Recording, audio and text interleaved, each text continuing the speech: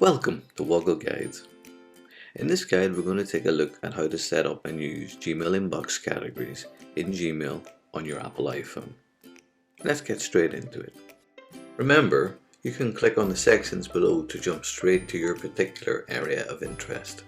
Gmail has a clever feature that automatically sorts incoming mails into predetermined category groups.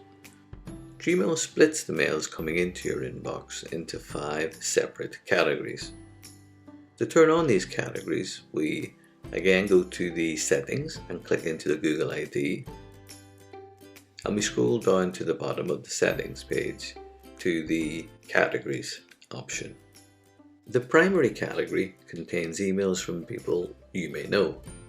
This group also acts as a bit of a catch-all for any messages that don't appear in other tabs.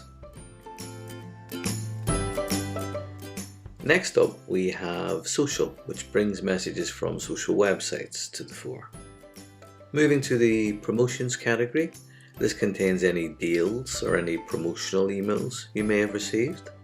The forums category shows those messages from online groups or discussion boards. And lastly, the updates category shows emails that include confirmations, receipts, or bills. Back in the inbox, the individual categories are now displayed in the navigation menu.